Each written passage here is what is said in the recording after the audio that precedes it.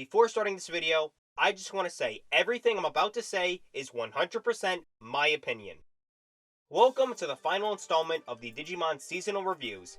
I'm AJ, and I'm not even going to do the thing. This season sucks. Of all the media that I have consumed, there are 4 things that are called 02, and I only like 3 of them. Here's a hint, it's not the Darling and the Franxx character. Digimon Adventure 02 might possibly be one of the worst animes I've seen, and that's not a joke. I have never seen anything that makes me this upset and baffled that this somehow exists, and how trash it could be. Okay, maybe I'm being somewhat hyperbolic about that last part, but can you blame me? I really don't like this season. Now, unlike the other seasons I covered, where I discussed aspects into different categories, which I still am for the most part in this video, but I'm going to be taking things in a linear order to see how low this season can get. And before you say anything, I wanted to like the season. I was really excited to see the direction the story will go after Adventure. I welcomed 02 with open arms. And in exchange, it kicked me in the nuts, again and again. And for those who love this season and defend it wholeheartedly, I respect your opinion, but I really have to get my frustrations off my chest. And if you are offended by anything I say, keep in mind, I'm the guy that likes this. So you are 100% eligible to offend me for liking an objectively bad movie, while I offend you for liking an objectively bad anime season. Thankfully, we know a lot about what happened in between Adventure and 02 due to canon material. That way it can rip right into the season sooner. And for the most part, Shareverse's continuity does follow these events. Though the biggest difference is that the season in Shareverse takes place in 2000 rather than in 2003, amongst many other changes such as 02 occurring within 2 months, and the anime stretches it throughout the whole year.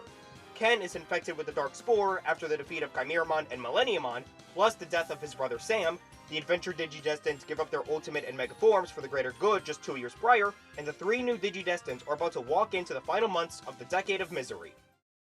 Before talking about this season, I would like to acknowledge that when I got my DVD box set for 02, I wrecked it. I was 13 when I did this. Was it impulsive? Absolutely. But that was the raw emotions I had with this season. I hated the direction the season went and how they mishandled some characters. Unlike my review of Fusion where I ranted about the factors outside of the show, 02's flaws come from within. I'll try to be reasonable with my opinions, so come along with me as we venture forth to the adventurous but downright insulting world of Digimon 02. The season is divided into 2 arcs, the Digimon Emperor arc and the Oikawa arc. Some people would argue that there should be more arcs in the second half, but I call them mini arcs, you'll see why. There's only 50 episodes, so you'd think that would be an even split of 25 episodes of each arc. Except not. The Digimon Emperor arc has only 20 episodes, and everything else is Oikawa, baby. So let's start there. The Digimon Emperor arc starts out with the titular character enslaving Digimon and erecting towers called control spirals. Right off the bat, we are given the season's rules. Control spirals not only display the dominance of the Emperor, but disable all Digimon to digivolve into champion form in that region. If they're champion form or higher, I guess they get a free pass. The only way for our heroes to defeat them is by using an alternative method to digivolving known as armored digivolution. To do this, they need the usage of Digi-Eggs based off of the Adventure's Digidestined crests. And wait a minute, those are not Digi-Eggs. Yeah, apparently in the English dub, there are 2 things that are called Digi-Eggs. There's Digi-Eggs Digimon are born from, and Digi-Eggs used for armored digivolving. In Japan, this isn't an issue, where they're labeled as Digitama and Digimental respectively. So, in order to avoid any confusion, I'm going to call the eggs used for armored digivolving Digi-Armored, since it would make more sense. Heck, they even use the word during the digivolving sequences. Digi-Armor Energized! If the characters use the words, why not call the object that? Well anyway, because of this new method of digivolving, the original Adventure cast would struggle using it, plus they're busy with high school. Hence, they enlist the help of the 3 new kids to save the digital world once more. So let's talk about the new characters of the They suck. All of them. Even Ken, even though a lot of people say he's the only good new character. No, even he's annoying as well. Davis is a douchebag. He's stuck up, loud, annoying, and just stupid. Do you know where Rockefeller Center is? Of course!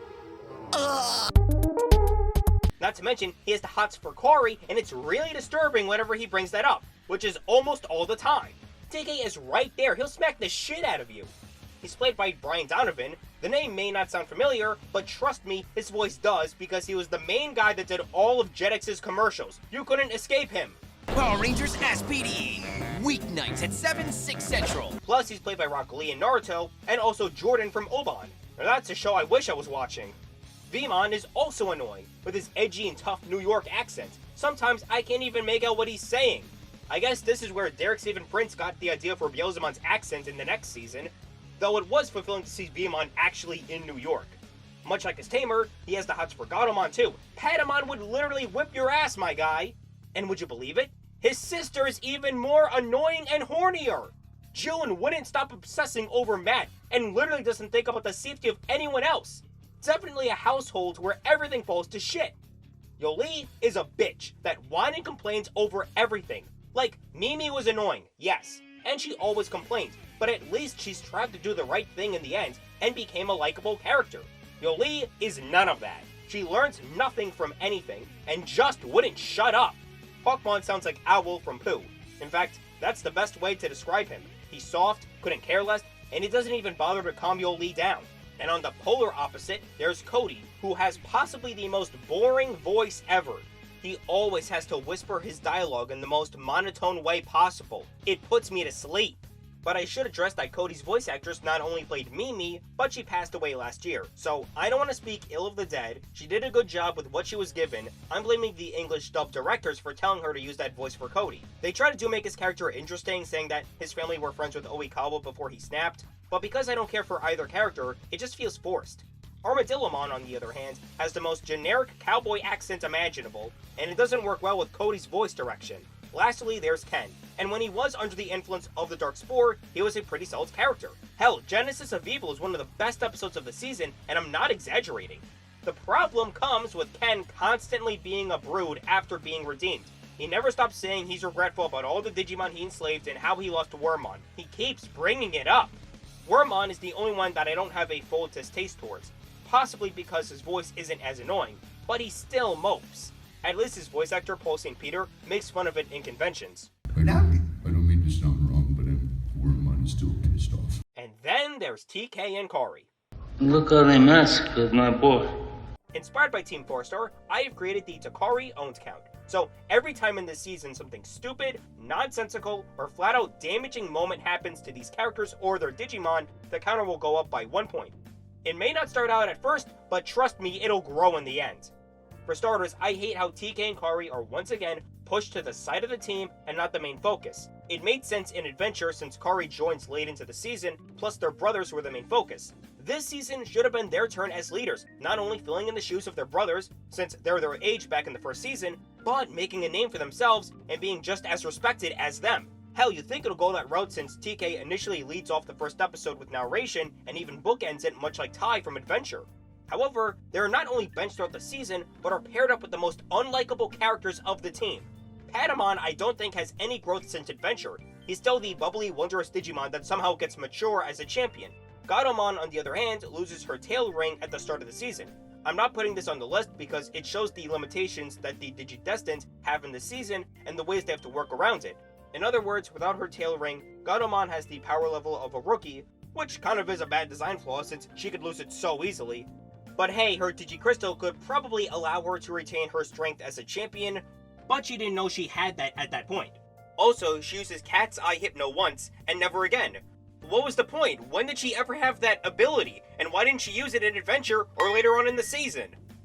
Plus, she's the only female Digimon of the group, so much like Zoe and Frontier, there's a little bit of sexism involved. One last thing to bring up is that whenever these characters enter the digital world, their clothing changes, but TK, Kari, and Ken's clothing do not change. Unless they're not wearing their default outfits in the real world, whereas their clothing switches back to when they're in the digital world, it's really stupid. We do get an explanation as to why these changes occur. Apparently, their D3 Digivices have imprints of their users' personalities, so it's sort of like Persona 3 and 5's dancing games, which I can see. Davis's blazing jacket represents his hothead, uncontrollable attitude. I don't know what the fuck Yoli's outfit is trying to say, but probably representing her annoying and rushed attitude. And Cody's bland and dull personality reflects his dry and tasteless clothing. But again, no reason as to why the other three characters have this feat too, and why it's inconsistent. Now, the explanation I gave is in the anime, but not only does it happen past the halfway mark of the season, which at this point the audiences are just used to not getting an explanation, but Izzy tells this revelation as a throwaway line. It's a blink and you'll miss it moment. As alternatives to normal Digivolutions, Armor Digivolving is fine in concept, but in execution, they do the bare minimum. Because these Digi-Armors are based off of the 8 crests, that's all you get. However, there's 5 characters. How do you separate them? By having Davis, Yuli, and Cody having 2 Digi-Armors, and TK and Kari only getting 1. Really? You couldn't find another way to make this work? So now, there's no variety for TK or Kari because you know exactly which armor form Patamon and Gatomon are going to have. Hell, have Patamon Digivolve into Angemon a couple of times to spice up the variety. However, later on we do get a reason why, so I'm gonna save that point when we get to there. And what's worse is that their armor forms are repulsive. Pegasusmon looks unappealing to look at, and I think at one point he sarcastically talks back to Davis. That's a point for breaking character. And Gatomon's Nefertimon is just... why the boob plate? Who comes up with this? And she throws the Rosetta Stone at people? Just... why? The other armor forms are a 50-50. Flamedramon and Raydramon look fine. Hellasmon is just a watered-down version of Aquilamon, though Shurimon has the best armor design. Digmon looks pretty goofy, and Submarinemon... why even bother? If there's a battle on land or air, he can't do anything! And the reason why Patamon and Gatomon get 1 armor form is because there's no other crests from the first season, which is bullshit because 02 introduces 3 more crests: Kindness, Miracles, and Destiny. You could have easily given the last 2 to them with Rhinomon and Maildramon respectively, or even give Gatomon Kindness so she can have a Possumon as well. This is where I propose the idea of why not have the Digidestined rotate Digi-Armors from one another. Let's say Cody can't use Submarinemon, but doesn't want to use Digmon for the 30th time. So we can swap with Davis to have Sepicmon and Davis getting Honeybeemon. That way you could utilize Digi-Armors throughout the season without getting stale. Oh, and by the way, Ken's crest is Kindness, though we never see Wormmon use the Digi-Armor in the anime. So here's Wormmon's official canon armor form, Buchimon. This is not a joke, this is actually official by Bandai. Surprisingly, I found myself enjoying the first half of the Digimon Emperor arc. Dare I say, a respectable continuation of the first season. There's a lot to like here, and I like how we have the Adventure Digidestined help out and pass the torch to the next generation, and it feels pretty genuine. I like how there's an episode where the crew have a picnic with Mimi, and they actually call rice balls what they're supposed to be. I wonder if this was an intentional jab at 4 kids for calling them jelly donuts, or just a coincidence. But hey, it means that Digimon can do better than Pokemon in terms of anime quality.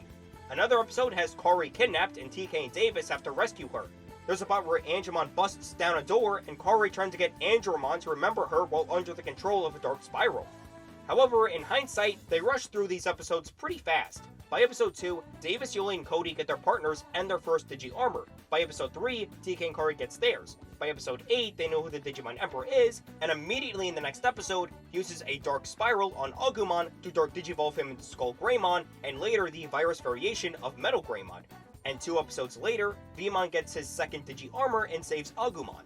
It feels rushed that all of this is going on, and we're not even 25% done with the season, and yet it looks like we're about to close on the Digimon Emperor arc. Naturally, it would be wise to set up the next conflict in the season while we're currently on this arc. And episode 13 delivers on that request. Episode 13, His Master's Voice, features Kari down on her luck, a massive shift from her bright and cheery attitude. It is then revealed that she's being harassed by a dark part of the digital world called the Dark Ocean. It affects her so bad she actually fizzles out of the real world. There, she's being pushed to be the queen to a bunch of shadowy Digimon, and possibly being raped too. TK finds out about this, and destroys the control spire there.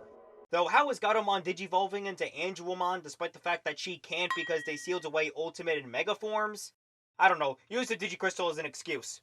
The episode ends with TK and Kari leaving the Dark Ocean, while a giant, shadowy Cthulhu-like Digimon watches them from afar. Wow! That was an episode. Not only did it flex Konaka's writing skills of what can be done on a show like this when it comes to dark themes and imagery, but it sets a clear roadmap for the rest of the season after Ken is redeemed, with the main focus being on TK and Kari maturing into core members of the Digidestined battling the Dark Ocean. Man, I can't wait to see how they'll continue this plotline! What? What?! You're not gonna continue this storyline at all? This was without a doubt one of the most memorable episodes of the show for introducing dark topics. Now it'll be remembered for the wrong reasons since it doesn't go anywhere. Now, if this episode was a one and done deal, I wouldn't be this upset. But 02 keeps bringing up the Dark Ocean over and over again. Every now and then, the Digidestined or some other character brings up the Dark Ocean, or they even see it. But do we ever get an explanation of what this place is, or even explore it any further? Nope! Even in the Try movies, which were made after the fact Zero Two was made, so the anime doesn't intentionally build up to the film in the first place, even they don't fully explore the Dark Ocean. It's like the season is dangling a carrot in front of your face, egging you to keep watching the season and hopes to do something with the Dark Ocean, but it never happens. Also, in the dub, TK is glad that Kari is safe. In the sub, he's angry. You literally saved her life, and now you're pissy about it? It's not her fault that a bunch of shadowy figures wanted to rape and impregnate her! And in the next episode, we have the Digidestined go to a diner with Mimi's American friend, and the Zero Two guys talk about how they first became Digidestined. This is what we call tonal whiplash, and the season has plenty of those instances. At this point, I was starting to get annoyed at Davis, Yoli, and Cody. They were doing all the heavy lifting, while TK and Kari were benched for most of the arc. But there are some positives. I do want to say that the music in the season is top-notch as usual. The main theme Target is a headbanger, and I love the two entered songs for Digivolving sequences, Break Up and Beat Hit. The two AIM songs for the credits, I'm not going to pronounce that, and Itsumo Itsudemo are really great songs too.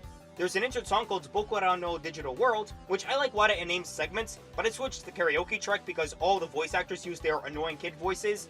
Speaking of, each tamer and partner has a song for each and a duet. Do we really need 36 songs? The English dub still uses Adventure's theme song and soundtrack. There are some new insert songs, but those are annoying as well. Especially Here We Go, which is used every time the kids go to the digital world. So, every episode. Although I forgot to bring this up in my Adventure review, but it's still applicable here. I love the background music for the dub. It sounds like a John Williams score, and apparently Saban had been sitting on the music library because they used it in a filler arc for Season 3 of Mighty Morphin back in '95. If anyone knows the name of this music library, I would love to know. If there is one flaw with the music, is that it never stops. The Japanese dub has quiet moments with no music when the time is needed. In the dub, as soon as one song ends, another one immediately starts. But because I love this music, I don't mind it playing constantly throughout the first two seasons, and a little bit of Tamers. As a calm before the storm, there are some episodes where the Digidestins get together and reminisce about the adventure days. I really like these episodes since they reflect on how much time has changed, but then there's Ghost of a Chance. The whole episode, it's been building up to the reunion of Gatomon and the ghost of Wizardmon, and when the crew enters the Fuji TV building, they finally meet, and Wizardmon tells Gatomon that she was never important and that Vmon is going to save the day. And then he dips. Jiminy Cricket, prick bastard. Really? This was Gatomon's sole friend for years! She saved his life from dying because they had a bond! Hell, he sacrificed his life to protect hers! And this is the thanks she gets? This is why in Shareverse, Gatomon snapped and eventually became the co-owner of Disney. Because of bullshit like this! Constantly being talked down and berated by everyone, even her best friends, even when they're past the point of living, always being sidelined and never a hero. So Ken's big goal at the end is to make a Chimera Digimon named Chimeramon. Look, I didn't say Ken was creative with names. However, for some reason, he keeps gloating about how he created Chimeramon, when even in the show's canon, that's not true. Ryo fought one back in the Wonder Swan games. Taking Wizardmon's advice, Vmon has to get the Digi Armor of Miracles to become Magnamon and beat Chimeramon. Meanwhile, TK sneaks in Ken's palace and begins to punch the shit out of him. On one hand, this is so satisfying to see TK do something and lay some sense into one of the new characters. But on the other, it comes completely out of nowhere. No mention of TK doing this prior, zero evidence that he has violent outbursts, it's a complete 180 on his character. Regardless, Chimeramon is defeated and Wormmon dies in the process, leaving Ken to drop his Digimon Emperor persona and get a taste of reality. There is a cute scene where Matt is harassed to ride with June on the ride back home from their camping trip at the end. I thought that was funny. Before we go any further, I guess I should bring up the first movie, Hurricane Touchdown, though other translations include Supreme Landing. This movie is weird. It's the third and final part to Digimon the movie, and nobody knows where it takes place in the timeline. Does it take place before Chimeramon, hence why there's no recollection of the Digi Armor of Miracles because of time travel? Or after because Izzy name drops Willis in the dub? Nobody has a definitive answer. Plus, the movie got butchered the most in the dub, since they had to remove an entire subplot. Originally, Wendigomon, that's Kokomon's evil champion form, kidnaps the original Digidestined and turns them into children, and that's why only the 02 crew has to go to America.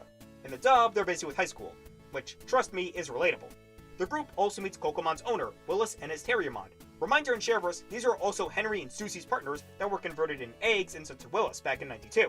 though there were some errors, like Lotmon is now a guy, and also being a pawn of Diaboromon after he died. I wonder why he went after them. Maybe he heard that Terriermon was the one that defeated the T-Reaper, which at the time was the most powerful threat to the digital world. Therefore, I bet he wanted to fight a strong foe. Also, in Japan, Willis is called Wallace, but I'm gonna call him Willis because Wallace sounds like, "Oi, Terriermon, we got some Kokomon, but not before I get my cheese!" This really is the curse of the were-rabbit. However, if Saban knew they had to cut a large portion of this movie, why didn't they make it its own film? I get it's because they wanted to promote the new season, but there are some ways around it. Remove our war game and make that a TV special. Or the same for Hurricane.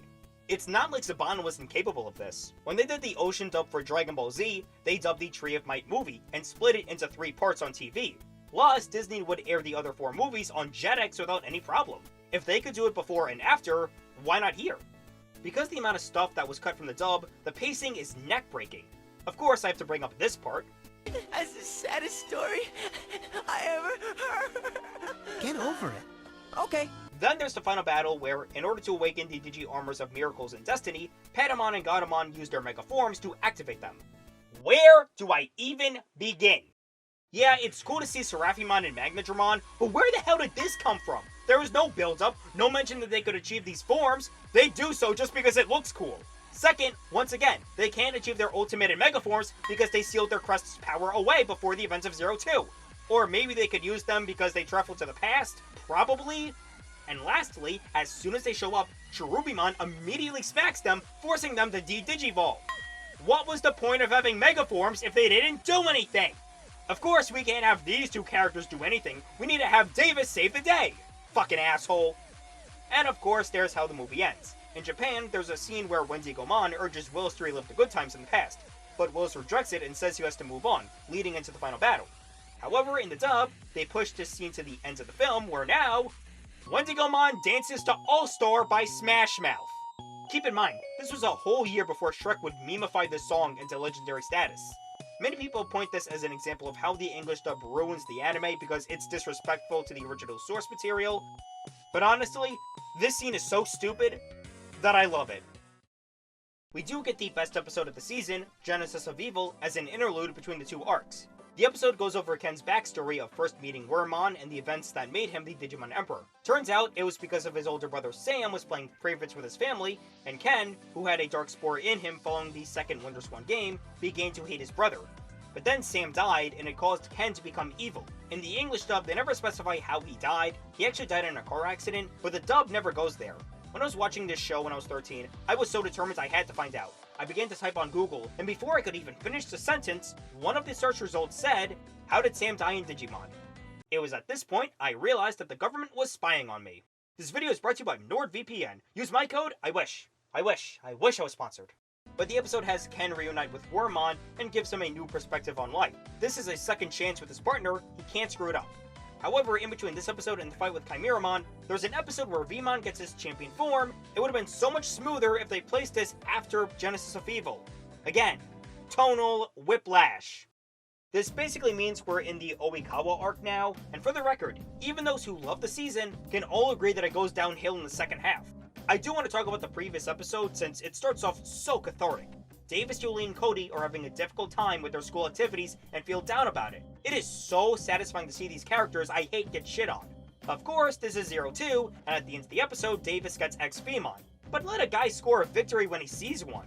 Also, for some reason, they keep destroying control spirals despite the fact that the Digimon Emperor was the one who made them. They're still taking them down. Later, it's retconned that the Dark Ocean made the Spyros, but everybody knows what they're really saying. The show is too lazy to do something original with episode conflicts, so all the other villains use control spirals as conflicts. It's so repetitive. At least with a show like Code Lyoko that has a formulaic plot of teenagers taking down control towers in a digital landscape, at least the plot develops as the show goes on. Character motivations change, plot twists are revealed, and characters experience the consequences of their actions. 02 has none of that because they inevitably lead into developing the Dark Ocean, and no idiot wants to see that. Plus, the dub keeps using Ken as the Digimon Emperor in the opening, despite him being reformed. Like, he's not the bad guy anymore. Heck, Japan updated their intro once the second half started up. Why didn't they do that here? We're also introduced to our 2 villains, Mummymon and Arukenimon. I kinda like these 2, as well as their designs, and Mummymon being a simp is funny, I guess. Sure, they try to add some flavor with Oikawa using needles to make Control Spiral's Digimon, but at the end of the day, they're still taking out Control Spires. They also have human Digimon forms Oikawa gave to them. He gave Oikawa legs and not a fucked up face, but he couldn't give Mummymon a nose, a normal mouth, ears, another eye, a normal skin color, and he dressed him up as a train conductor. Aw man, but the point stands. We're in the second half of the season, and the conflict is still the same. Go to Digital World, take down Spire, and maybe get a new Digivolution. Wait a minute.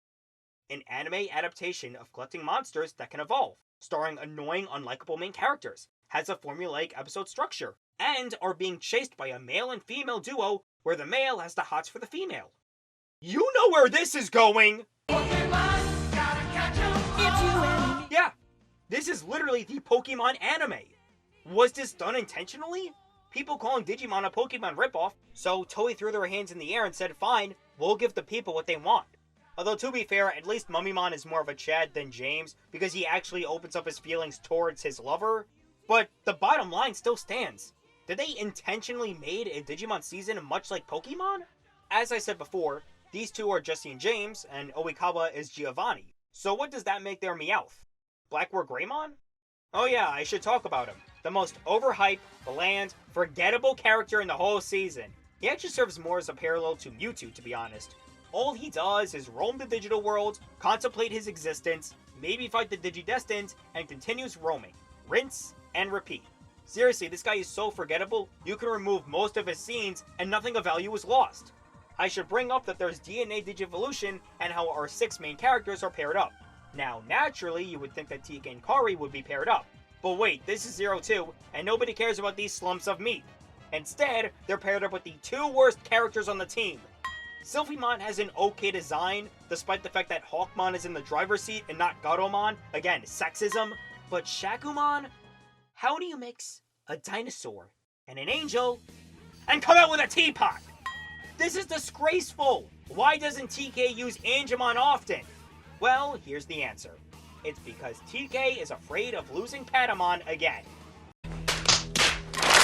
That's the reason we're going with? This makes TK a complete pussy. It makes his 8-year-old counterpart look butch because there, he was afraid of using Angemon regardless of the outcome. They neutered the hell out of TK's character in the season when this is supposed to be the moment of filling in his brother's shoes. But wait, he also uses Magna Angemon again, once throughout the whole season, and again, he can't because he sealed his crest's power. Apparently, there was a leeway when destroying a control spiral, and he gets a temporary surge of data. That's not how the digital world works. Absolutely disgusting. What they should have done instead is swap the partners around. Yuli and Cody being a pair, and TK and Kari as the other. Or, better yet, Cody could be paired up with Davis because of confronting Oikawa, and Ken and Yoli being another pair, that way you could build on their relationship more. However, I feel like the writers for 02 had no idea what to do. This is a baseless speculation without any evidence or proof, but I believe there was a civil war going on in Toei Animation. One half of the writers wanted to play it safe and keep using what worked before for 02. However, Konaka and the other half wanted to branch out from the bright nature of adventure and focus more on darker aspects. However, because of all the fighting, the season kept the formula the same. They used up all their ideas during the first 12 episodes, and they were not going to develop episode 13 any further. And yet, they were still stretching the season to reach the 50 episode limit, by adding in a bunch of filler arcs towards the end. Plus cramming in as many things as possible, like Digi-Armors, normal Digivolutions, and DNA Digivolutions. Frontier had the same number of episodes, and it told its story without that much filler. Hell, Data Squad had less episodes, and was able to tell a compelling story. Not only that, but there's an episode where, towards the halfway mark, it becomes a clip show of not only 02, but adventure as well. Why is Azulongmon telling them about experiences they already went through? Sure, not everyone was there for adventure, but TK and Kari were. Hell, TK was literally there since day 1. Did we really need to stretch out the episodes just to hit that 50 episode mark by adding in a clip show? Oh god, but I'm not done yet. It's time to talk about the Christmas mini arc. All 12 episodes! The final 12 episodes are divided into 5 mini arcs, but because they all blend into one another and happen within the Christmas week, I'm calling it one mini arc. That also means I gotta go through each of them. The first being the best episode of the bunch, A Very Digi Christmas. Again, in Shareverse, because the events happen within the first 2 months of the year, they actually celebrate Chinese New Year. Anyway, this episode has Matt and his band sing the song I Turn Around. Unironically, the best song of the dub, although it's up there with Change Into Power and Frontier's theme song. There's also a bit where June gets upset that Matt didn't hook up with her, and there's a slight gesture that he has a thing for Sora, but I'm sure that's not important. Next episode has the introduction of Imperialdramon, with his theme being Target, but I'm not complaining. Though, does he always have to blow up an abandoned castle every time he digivolves? Anyway, they realize that there are now control spirals around the world, and also Genai disables the seal for Ultimate and Mega Forms to be used again. By the way, Genai is young again. Why? I don't know or care by this point. They digivolved in our world! Yes, Yoli. They digivolved into their rookie forms in the real world, despite the fact they already did in the past in Ghost of a Chance and Hurricane Touchdown, if we're counting that movie canon. Yoli? You are made of stupid. So the 12 Digidestins are split up and paired into 6 groups of 2, and thus we begin the Digimon World Tour arc. And nothing important happens. Seriously, you could skip these 3 episodes and you'll miss nothing. However, another nutkicker moment happens in the first part where Davis and Mimi go to New York. Now because there's 3 episodes and 6 groups, logically, one half of an episode will focus on one group. Well, the first episode heavily focuses on Davis and Mimi, and the remaining 5% of the episode has Izzy and Kari already taking down the control spire in Hong Kong. Off screen! You can't call this a coincidence since all the other groups have an even share of screen time, while Kari is heavily sidelined while Davis takes all the fame and glory. Also, we get to see other Digidestins around the world, and yet Willis is nowhere to be seen. He can't be non-canon because they explicitly name-drop him in the dub. But here, there's no mentions or callbacks, nothing. Once this pointless filler arc is over, we're immediately thrown into another pointless filler arc. The Daemon Core arc is bad. Like, absurdly pointless and bad. So, it's a bunch of guys from the Devimon family ready to flip shit. And they get wiped out pretty quick. In the Japanese dub, Angelomon and Lady Devimon have a literal catfight. However, in the dub, it's removed with forced shots of where Garurumon and Garudamon running towards the camera in close-ups until the scene awkwardly ends. Extreme close-up! Wah! Wah! Whenever they defeat a member of the Corps, Yoli and Cody have a freak-out about it. Why? This isn't the first time they killed the Digimon in the real world, or in general. Why are they having a meltdown? And it doesn't matter anyway because they immediately get over it in a minute. I guess alongside Davis, the 3 of them can easily get over crying by getting one word of encouragement, but at the end, they come across Daemon. And look, outside of 02, this guy is awesome. First off, look at his design. A demon birdman with wings, horns, a pentagram on his left shoulder, scratch that, his left arm in general, plus he is the digital world's equivalent to Satan. Then there's his appearance in 02. What the hell? Why is he covered up in a cloak throughout the entirety of his screen type? This doesn't scream menacing, it just screams laziness. Plus, he is an Ultra form. He should be treated as a much larger threat. Hell, this mode of Daemon is so lame that Bandai has recently made this mode a separate form. I feel bad for Daemon. Oh, I'm sorry, Creepymon, because apparently almost all American translations for future products call him that. Despite Cherubimon in Digimon the movie also being called Creepymon, but with a K. I guess that's the Alan Smithy of Digimon names. This guy is so pointless that when Oikawa asks Myotismon, oh yeah, spoiler alert, Myotismon is the final boss, if he was in cahoots with Daemon, and Myotismon responds with, Who? During the fight, Shakumon absorbs one of Daemon's fireballs and overheats. And then in the same episode, Shakumon absorbs one of Daemon's fireballs and overheats. But the image is flipped. They literally reused a frame of animation in the same episode and just flipped it horizontally and hoped no one would notice. This is absolutely absurd! So, they defeat Daemon by sending him to the Dark Ocean, which is a huge kick in the nuts that the most interesting aspect of the season is relegated to be used as a plot device. I hate this season. I really do. I believe that Daemon's pathetic appearance in the season has retroactively changed his appearance in later material. Now he's not the head of the Demon Lords, it's Lusamon running the show. He's sidelined and given a stupid name for American audiences, and it's all thanks to 02. They made him a weak and overall irrelevant character to the main story. We also get 2 episodes that wrap up Blackboard Greymon's story, but I'm gonna skip them because nothing happens in them. Hell, when I was watching this when I was 13, I skipped these episodes and I didn't miss out on anything. That's how forgettable this guy really is. Okay, sure, there's the fight with regular War Greymon, him protecting a girl, and his sacrifice to close the gate between the digital world and the real world, but yet it doesn't matter in the end because the gate is still open. So yeah, fuck this guy. So, the final 2 episodes. Oh yeah, I forgot to bring up Oikawa's plan. Basically kidnapping a bunch of children under the control of dark spores and doing something. I guess he wants to create a new world and use the children to take over something? Yeah, I don't care about this character to know what he really wants. Turns out it doesn't matter anyway because he realizes that he was being tricked by Myotismon. How did he survive death again? Apparently his data was sent to the Dream Realm, a place in between the real and digital world, and a place that was never established or brought up before. I hate how so many things in Zero 2 just happen without any build-up or pre-establishment. Chekhov's gun, more like Chekhov's battering ram. So Oikawa is screwed as Myotismon kills both Arukenimon and Mummymon, dare I say in pretty cruel manners. The final boss to Zero 2 is a villain from the last season. You know what this reminds me of? Metroid Other M, a massive shit stain to what came before in the timeline. Heavily downplays and ruins strong female characters in favor of unlikable male characters that do all the heavy lifting, and the human villain that's been built up to throughout is easily discarded in place of a villain from the previous installment as the real yet rushed final boss. Thankfully, both series got an amazing follow-up, so it wasn't that damaging, but it still has interesting similarities. Anyway, Myotismon sends the Zero 2 kids into their own realm. I guess this is trying to be this season's equivalent to the White Room from Adventure, but fails to understand why that scene worked. Kenz's realm is alright though. Meanwhile, the Adventure crew realizes that in order to help the fight, they have to go back to the summer camp where they first entered the digital world. I kinda like this bookends of getting back to where the story started to close it out. They also get some help from the Digidestined from around the world. All except Willis. Seriously, Ryo Akiyama had more screen time in this season than Willis, and he doesn't even belong here! So, because this is the Dream Realm, every Digivolution possible can be their own Digimon, and we are subjected to over 2 minutes of just Digivolution sequences. Seriously, if you guys are just stretching time for that 50 episode mark, just be honest about it!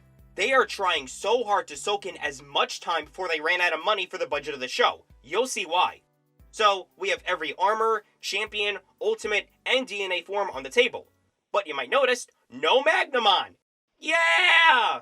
But also no Seraphimon or Magnadramon. Damn it. So, with this insane setup, you'd think the final battle would be awesome, right?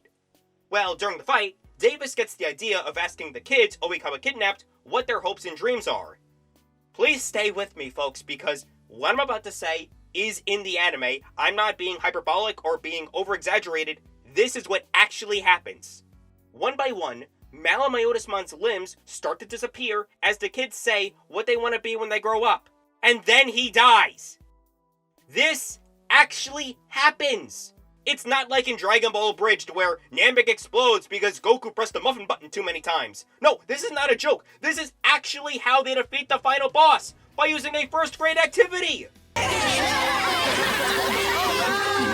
Oh, for fuck's sakes! I thought the reused animation was bad. This is worse. It's not even animation. It's just panning an image from one side of the screen to the next. What's worse is that it's overlaid over another piece of animation. I feel like this image was meant to have another background, but they probably spent all their money or lazy, so they threw it in over another piece of animation.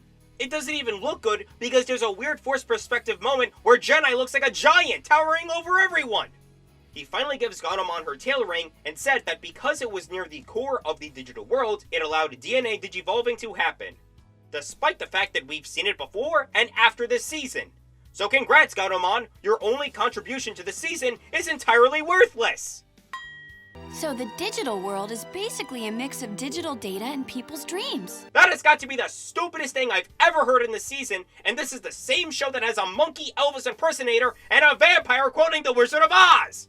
He also says that the Dark Ocean is the opposite of the digital world, and that's all the explanation we're gonna get, and I don't care how much 3D wireframes are gonna throw in my face. So, Oikawa dies and turns into butterflies. I just want the season to end. I just want the season to end. But he gets a Digimon partner himself before he dies, despite him being a literal human trafficker and genuinely a horrible person. Now, this Digimon doesn't have a name in the show, but it's called Dortreatimon, and in Japan, it's called Pipimon. Pipimon! I think that perfectly sums up this season. There are a few things to note. First, Revenge of Diaboromon. Revenge of Diaboromon! Oh, come on, Davis! You were literally in the movie! You should know how to pronounce his name! It's not as awesome as our war game, though we do finally get to see Angemon and Woomon team up with their tamers as brothers partners in the first fight. I wish that's what we got in the whole season. But yeah, once more, Davis saves the day with Imperial Dramon Paladin mode. I just don't care anymore.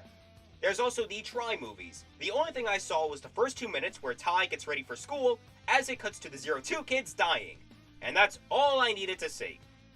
From what I heard, the movies aren't that good, there's a lot of filler, and it mainly focuses on a new character. If I had a nickel for every time an anime from the 90s had a reboot film series that focused on a new character who wears glasses and has brown hair that copies traits of the series' best girl, I'd have 2 nickels. Which isn't a lot, but it's weird that it happened twice. Plus, the movies have a lot of retcons from the original series, so the Koromon that Tai and Kari had in the first movie was actually the same Agumon that Tai has now. Despite the fact that there was no evidence to that in the show, and how does Digi-Egg be with the other Digi-Eggs immediately after being reverted from a Greymon? Yeah, these movies do not happen in Shareverse, if there's any doubt. And lastly, there's the Last Evolution movie. People tend to like this movie because of the fact that the characters have to say goodbye to their Digimon partners and move on with life. Except for the fact that it's all bullshit! The 02 epilogue is canon. In other words, these characters will eventually reunite with their partners by the time that happens. This dramatic end to Digimon Adventure is also a farce because we know everything will be fine in the end. Plus, they're currently making a 02 movie that picks up after Last Evolution, so we know that this isn't the end. It's just a cheap way for Toei to tug on our heartstrings when we know damn well this separation isn't permanent when we have the epilogue as proof. And speaking of, let's talk about the epilogue. So, the grand finale to this shitty season is a shitty epilogue. Turns out, TK's been narrating the story as an adult and writing the events in a book. Honestly surprised he didn't write himself to be a compelling character, but hey, he's honest that Davis took all the credit. He meets up with the others in the digital world because the 12 Digidestined all have children and they're gonna go on their own adventure. And these kids are prime example of the Go-10 formula. Carbon copies of their parents. They even have the same Digimon partners. Tai is now a businessman. To be fair, I never saw him as one. I thought he was going to be a good professional soccer player, but whatever. Matt and Sora are married. Oh yeah, that happened. What?! When were these two a thing? They never had a romantic relationship in the first season, and yet here they are! What about Tai's love letter from our war game? Was there no payoff to that? Apparently, they married because Matt won a character popularity poll in Japan. That's the reason we're going with. Matt's also an astronaut. Yeah. Why? Why is he an astronaut? There was no build-up or reference that he was interested in that field.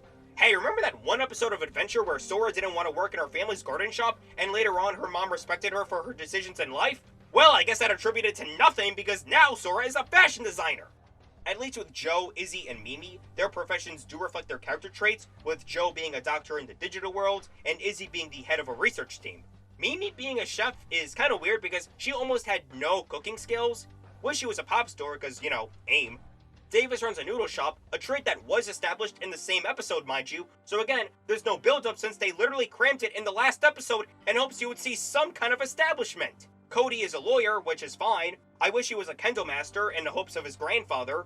And Ken and Yoli are married, with Yoli being a stay-at-home mom and Ken being a detective. I'm honestly surprised these two got married since they had like no character connections, but hey, I'm surprised that Ken somehow can tolerate Yoli's bitchy voice to marry her and have kids together. Then there's Kari. Now, all the other kids had portraits of what they do for a living. Kari, who is a teacher, gets nothing. No image of her teaching in a classroom, you get nothing. And finally, the final nut kicker of the Takari owns count. You might have noticed that Matt and Sora are married. Yoli and Ken are married. But what about TK and Kari? These two had a lot of development for each other. Their Digimon partners are parallels to one another. Plus, there's promotional images of the group.